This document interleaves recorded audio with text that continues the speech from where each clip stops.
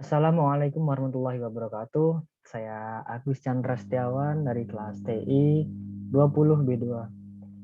Di sini saya akan meresum mengenai materi pada pertemuan 1 tentang pengenalan bisnis elektronik.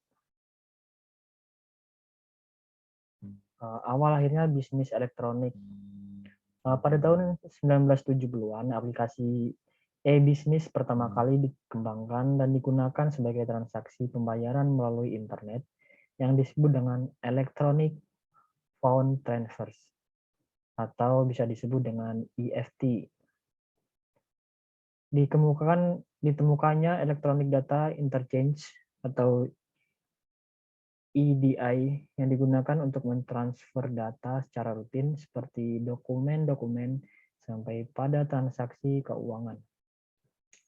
Pada tahun 1990, di mana teknologi WWW semakin maju karena tidak hanya menampilkan data saja, melainkan sudah mampu menampilkan data gambar, suara, animasi, bahkan video. Pada tahun 2000-an, perkembangan e-bisnis semakin pesat di mana banyak perusahaan-perusahaan di Amerika, Eropa, Asia, bahkan Indonesia telah beralih dalam konsep memasarkan produk-produknya melalui internet.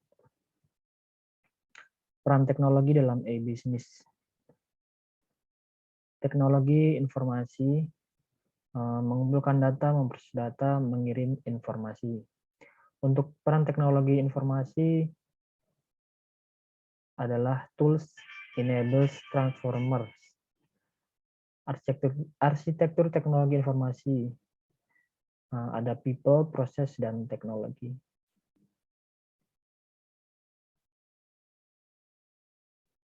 Ekonomi digital, e-bisnis atau bisnis elektronik merupakan kegiatan berbisnis di internet yang tidak saja meliputi pembelian, penjualan, dan jasa, tapi juga meliputi pelayanan pelanggan dan kerjasama dengan rekan bisnis. Dalam hal ini, semua dilakukan melalui teknologi informasi dan komunikasi, serta kolaborasi dan interaksi komunikasi antara manusia dan organisasi melalui teknologi tersebut. Teknologi dimanfaatkan sebagai alat pertukaran, penyimpanan, pemrosesan, dan pengiriman informasi. Cara cakupan e-bisnis yang diperlukan diintegrasikan ke dalam sebuah aplikasi, yaitu e-commerce, yang menghubungkan perusahaan, konsumen, bahkan komunitas tertentu melalui transaksi elektronik dan pedagang barang. Pelayanan dan informasi yang dilakukan secara elektronik. Untuk pengenalan bisnis elektronik, di sini ada 3 menurut para ahli. Yang nomor 1 menurut Lou Gerstner, CEO perusahaan IBM.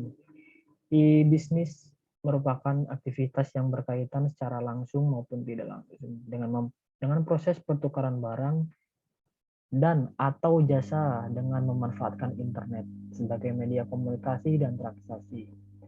Dan salah satu aplikasi teknologi internet yang merambah dunia bisnis internal meliputi sistem pendidikan pelanggan, pengembangan produk, dan pengembangan usaha. Yang nomor 2 menurut Mohan Sounhei, penggunaan jaringan elektronik dan teknologi terkait untuk memungkinkan, memperbaiki, meningkatkan, mengubah, atau menciptakan proses bisnis atau sistem bisnis untuk menciptakan nilai superior bagi pelanggan saat ini atau pelanggan yang potensial. Untuk yang nomor 3 menurut Romney Steibert, e-bisnis mengacu pada semua penggunaan kemajuan teknologi informasi, khususnya teknologi jaringan dan komunikasi untuk memperbaiki cara-cara sebuah organisasi dalam melakukan seluruh proses bisnis.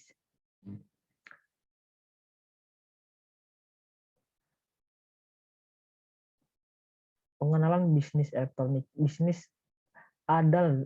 elektronik adalah serangkaian aktivitas bisnis yang memanfaatkan teknologi dan internet sebagai media transaksinya untuk menciptakan dan meningkatkan nilai bisnis tersebut meliputi sistem itu sendiri, edukasi pelanggan, pengembangan produk, hingga pengembangan usaha yang ditekuni melalui e-bisnis itu sendiri. Adapun hubungan e-bisnis dan e-commerce, di sini ada 3. E-bisnis dapat diartikan sebagai kegiatan berbisnis di internet yang tidak saja meliputi pembelian, penjualan, dan jasa, tetapi juga dapat meliputi pelayanan pelanggan dan kerjasama dengan rekan bisnis, baik individual maupun instansi. Berikutnya, e-commerce merupakan transaksi bisnis yang berupa pembelian dan penjualan barang serta jasa melalui internet yang meliputi transfer maupun serah terima kepemilikan hak atas suatu barang atau jasa dengan menggunakan internet. E-commerce merupakan bagian e-bisnis. Di sini untuk kelebihan e-commerce dan e-bisnis adalah, di sini ada 7 ya. Yang nomor 1, revenue stream baru yang mungkin lebih menjanjikan dan tidak bisa ditemui di sistem transaksi tradisional. Nomor 2, dapat meningkatkan pangsa pasar atau market exposure. Menurunkan biaya operasional, operating cost, melebarkan jangkauan, global reach. Selanjutnya meningkatkan customer loyalty, memperpendek waktu produksi dan pemasaran, meningkatkan mata rantai pendapatan atau value change. Kekurangan e-commerce bisnis. Untuk kekurangan, tadi ada kelebihan, di sini sekarang kita akan menjelaskan tentang kekurangannya. Untuk kekurangannya di sini ada 6. Berikut kekurangannya. Pencurian informasi rahasia yang berharga. Tindakan ini bisa menyingkap semua informasi rahasia organisasi kepada pihak-pihak yang tidak berhak dan dapat mengakibatkan kerugian yang besar bagi si korban. Kehilangan kesempatan bisnis karena gangguan pelayanan. Kesalahan ini bersifat kesalahan non-teknis seperti aliran listrik yang padam atau jaringan yang tidak berfungsi. Kehilangan kepercayaan dari para konsumen. Ini dikarenakan berbagai macam faktor seperti usaha yang dilakukan dengan sengaja oleh pihak lain yang berusaha menjatuhkan reputasi perusahaan tersebut. Selanjutnya, penggunaan akses ke sumber oleh pihak yang tidak berhak, misalnya pembobolan. Atau bisa disebut juga hacker. Sebuah sistem perbankan oleh hacker, kemudian memindahkan sejumlah rekening orang lain ke rekeningnya sendiri. Kerugian yang tidak terduga disebabkan oleh gangguan yang dianggap sengaja, ketidakjujuran, praktek bisnis yang tidak benar, dan kesalahan faktor manusia atau kesalahan sistem elektronik. Untuk aplikasi e-bisnis, di sini ada 6. Yang nomor 1, ERP, Enterprise Research Planning. ERP merupakan komponen utama dari e-bisnis. Dengan kata lain, ERP adalah sistem operasi bisnis setara dengan sistem operasi Windows untuk operasi back office. Adapun fungsinya adalah sebagai berikut. Yang nomor 1, sistem informasi untuk perusahaan manufaktur. Nomor 2, berperan mengintegrasikan dan mengotomatisasi proses bisnis. 3, back office system konsumen dan publik tidak dilibatkan. Yang nomor 4, client server software baik desktop ataupun berbasis web. Yang nomor 5, memiliki kemampuan untuk mengelola sebagian besar transaksi. 6, data dapat diakses secara real time. Aplikasi e-bisnis, CRM, Customer Relationship Management. CRM adalah kustomisasi dan personalisasi produk dan layanan secara real time berdasarkan kebiasaan beli, keinginan, dan kebutuhan konsumen. Adapun fungsinya adalah sebagai berikut. Nomor 1, merupakan penggambaran hubungan sistem dan konsumennya. Nomor 2, usaha perusahaan dalam menjaga hubungan dan konsumennya. Nomor 3, strategi bisnis perusahaan. Nomor 4, sebuah tool untuk memahami konsumennya. Aplikasi bisnis. Nomor 3, SCM, Supply Chain Management. SCM merupakan sinkronisasi dan koordinasi aktivitas yang berkaitan dengan aliran material atau produk, baik yang ada dalam satu produk baik yang ada dalam satu organisasi maupun antar organisasi. Adapun fungsinya adalah sebagai berikut. Ini ada 5. Yang nomor 1, pengelolaan yang efektif atas integrasi yang terlibat dalam kegiatan pemasokan. Nomor 2, perencanaan dan pengendalian yang baik atas kegiatan pengadaan. Nomor 3, efisiensi aliran pasokan hingga ke titik konsumsi berakhir. Nomor 4, perancangan dan kontrol kasus material dan informasi sepanjang rantai pasokan. Nomor 5, bertujuan untuk mendapatkan kepuasan konsumen secara sekarang dan di masa depan yang akan datang. Untuk perbedaan bisnis tradisional terlihat pada gambar berikut ya. Perbedaan ini disebabkan oleh perubahan kebiasaan masyarakat yang mengikuti perkembangan teknologi. Adapun perbedaannya seperti gambar berikut ini. Kita lanjut ke perbedaan bisnis tradisional dengan e-bisnis. Perbedaan di sini meliputi karakteristik ya. Untuk organisasi bisnis tradisional itu berkembang bertahap. Di sini terdefinisi dengan jelas. Untuk karakter dari e-bisnis itu definisinya masa depan tidak jelas. Tidak ada perubahan pada lingkungan dan teknologi bisnis. Ini untuk e-bisnis, perubahan pada lingkungan dan teknologi bisnis yang permanen dan tak terduga. Tradisional, tekanan, dan target waktu yang tinggi. Untuk e-bisnis, waktu dan kecepatan pemasaran adalah faktor kompetitif yang utama. Tradisional, pembelajaran yang berkelanjutan. Untuk e-bisnis, pembelajaran yang berkelanjutan dan dibutuhkan adaptasi yang cepat. Untuk cakupan e-bisnis. Cakupan atau spektrum e-bisnis dapat dengan luas bilahnya tergantung dari masing-masing sudut pandang orang yang melihat definisi dari kata bisnis itu sendiri. Untuk dapat menangkap dimensi ruang lingkup pengertian e-bisnis, cara yang sering digunakan adalah dengan menggunakan prinsip 4W, yaitu what, who, where, dan why. Kita lanjut untuk prinsip what. E-bisnis merupakan cakupan jauh lebih luas. Tidak hanya pada aktivitas atau mekanisme transaksi yang dilakukan secara online atau digital, namun termasuk di dalam aktivitas relasi antara dua entiti perusahaan, interaksi antara perusahaan dengan konsumennya, kolaborasi antara perusahaan dengan para mitra bisnisnya, pertukaran informasi antara perusahaan dengan para pesaing usahanya, dan lainnya. Prinsip Wu. Wu adalah semua pihak yang melakukan transaksi dalam sebuah sistem bisnis. Di sini ada agen bisnis, customer, device, employee, family, dan government.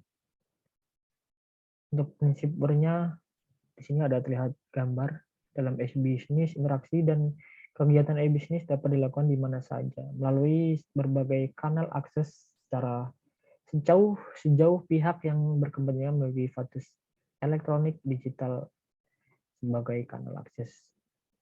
Untuk prinsip why, konsep di bisnis tidak hanya menguntungkan perusahaan, namun juga memberikan kesempatan perusahaan untuk meningkatkan perusahaan dalam meningkatkan level pendapatan atau revenue generation secara langsung maupun tidak langsung.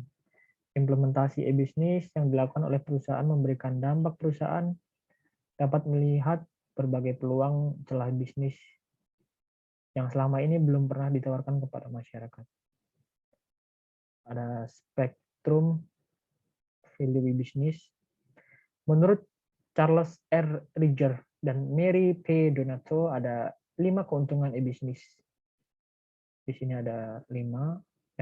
Efisiensi, nomor 2 efektivitas, nomor 3 jangkauan atau reach, nomor 4 structure, nomor 5 peluang atau opportunity. Untuk contohnya gambaran e-bisnis sebagai berikut. E-auctioning, yaitu lelang yang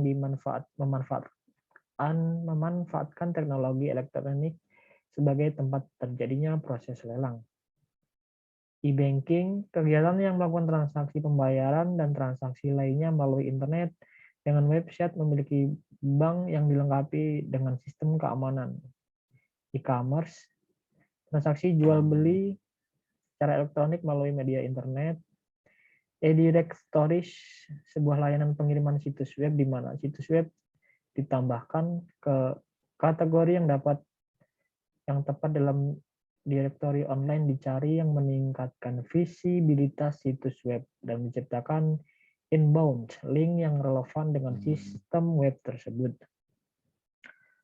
Untuk contoh gambaran e-bisnis, e-engineering, terciptanya pengembangan produk dinamis, terpadu, dan proses realisasi yang memiliki kelincahan kemahiran yang diperlukan untuk merespon tuntutan dunia e-commerce.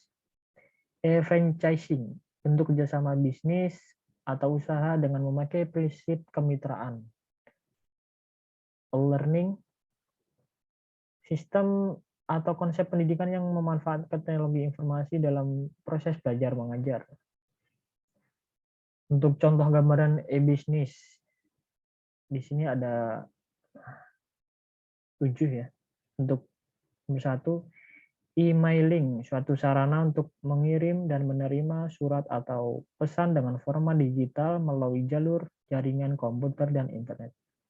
E-marketing, segala upaya yang dilakukan untuk melakukan pemasaran suatu produk atau melalui jasa menggunakan media elektronik atau internet. E-research, dengan riset yang menggunakan serangkaian fasilitas teknologi informasi dan komunikasi sedemikian rupa sehingga melahirkan cara kerja dan metode riset baru. E-supply, proses supply chain yang di-manage secara elektronik biasanya menggunakan teknologi jaringan komputer.